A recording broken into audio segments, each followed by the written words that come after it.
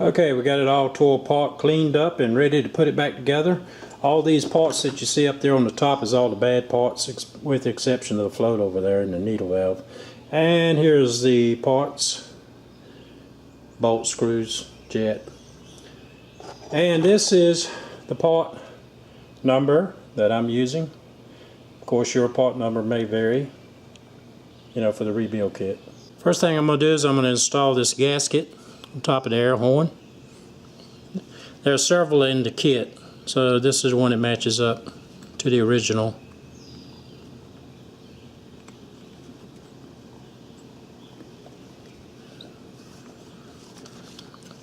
And you want to make sure that all these here holes line up. That looks good. Next, we're going to take our, if you need to adjust your float level, and I've already did to save some time so it'll be parallel, and I'll show you what I'm talking about. If you need to adjust it, you can bend this here tab right here. I'm going to use the original needle valve. The other one, I did not like the way it looked. It had a steel tip. This one's got a Viton tip, and so if it leaks, which I don't think it will because I didn't have an issue before, but I'm just going to, and let me turn that around for you guys so you can see a little better. And of course the needle valve wants to fall off.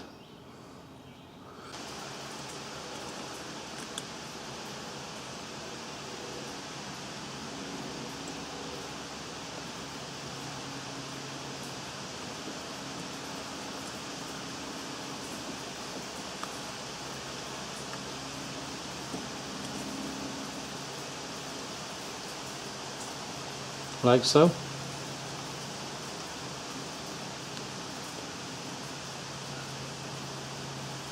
Raising it up, just make sure that the needle's working fine. And if you look, that's what you should have. The gap that's in between your gasket and the bottom of the float should be parallel. And that looks good to me. Next, I'm going to be screwing in the main jet. I have a little bit of tiny amount on the threads, a little bit of grease.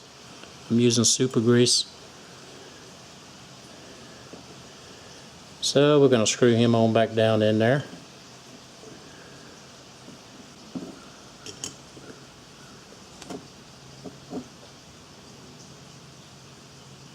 Snug him up. Next, we'll put the plug back in. Kit did not come with an O-ring, so if you good idea to take all your O-rings off because you may have to reuse them. This one here was fine. I did put a little bit of super grease on the O-ring and a little bit on the threads on the plug.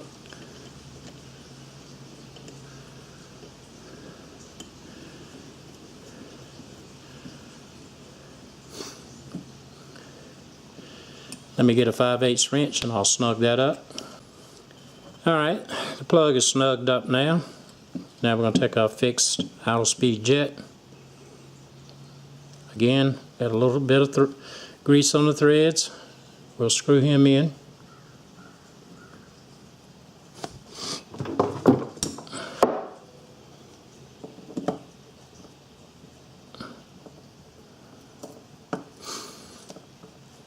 And we'll snug him up. Next, we'll take our fuel pump cover, take our gasket, lay him down in there. Then the diaphragm cover here. Now, I've coated this here with oil on both sides and wiped off the excess, and also for the other diaphragm, and then we'll lay him in there.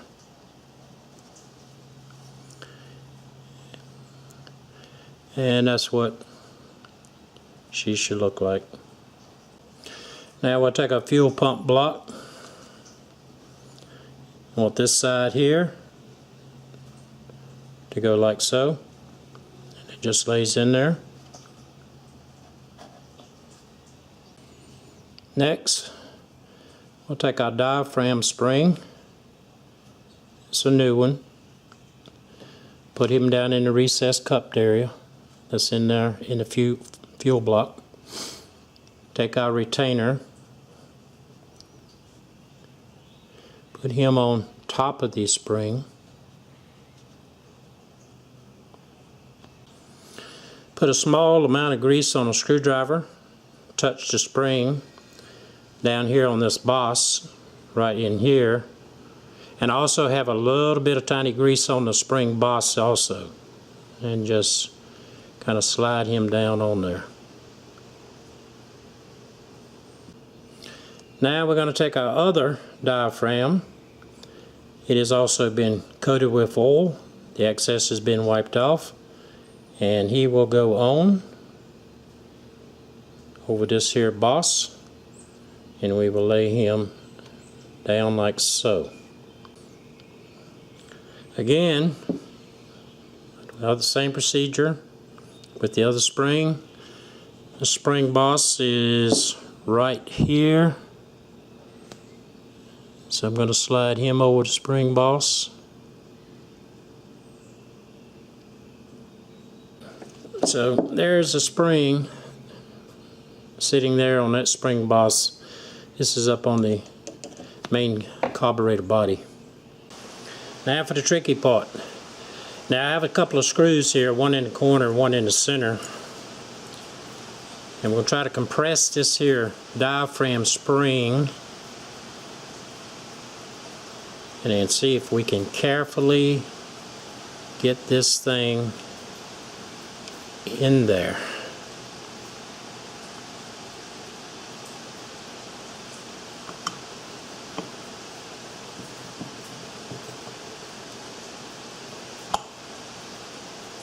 Let's see if we can get this screw here started.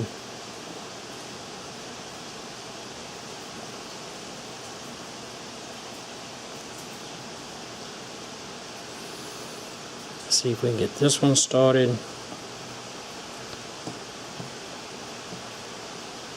And let's get our other one.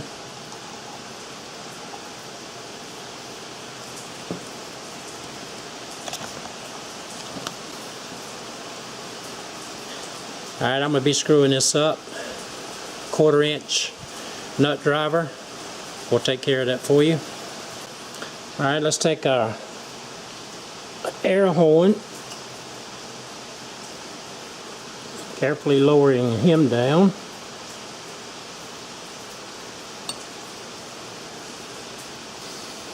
Then put your 4 screws in there, and that's the T25. Get all those tightened, then I'll get back with you.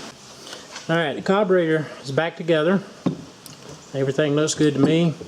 So I'm going to go ahead and I'm going to put it back on the riding mower. Now I'm not going to bore you guys in putting this back on. Basically we have a gasket, you know, that'll go up here. And then we'll have another gasket for the throttle base that'll go down here. And that did come with the kit.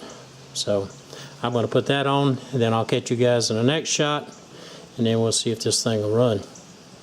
So I'm going ahead and I'm changing the cartridge filter and this pre-filter. I already had the pre-filter. It's already soaked in oil. And also, now there's a part number for it. Show you what I'm using. And also down here, so I did replace this here vacuum line. It's 9/32 ID, and I put a hose clamp on each end. Alright guys, I just want to show you that it cranks up okay.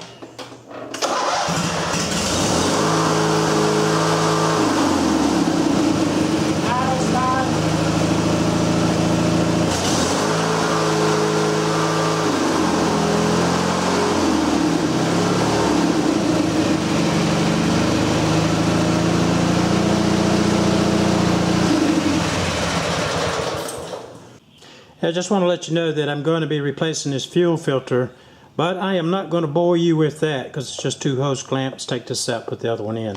And here's the part number. This is one if you have a fuel pump, and which is on my case. If you don't have a fuel pump on your tractor, then you'll have a different number. So be sure to look at your parts listing for your tractor. And one last tip about this here fuel filter. Some people don't know. If you look on here, there's not a flow arrow on here. what you want to do, if you notice that one side of the fuel filter is larger in diameter, like this side here, than this side here will go back to your fuel tank. The large side will, small side goes to your carburetor. Now, as I mentioned, I had a whole lot of stuff that I'm going to do on this here tractor.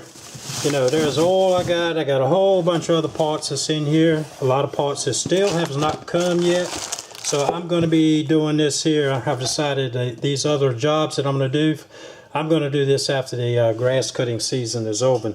That way I don't have to be rushed, because right now I got to get out here and cut this grass again. So, and we're already getting a whole lot of rain. Okay, so that's how you rebuild a carburetor. As you see, it's not that much to it. Like I said, I've got some other stuff I want to do on this mower, but I'm going to wait, you know, till this grass cutting season is over. Then I don't have to be rushed, because some of this other stuff is going to be pretty involved. So I want to take my time with it. Hopefully then I can actually do some filming on it. So probably another 3, maybe 4 more months from now, and maybe we might have some other videos on this here riding mower. Okay guys, that's it. Hope you learned something. Thanks for watching. You guys take care, and we'll see you in the next one.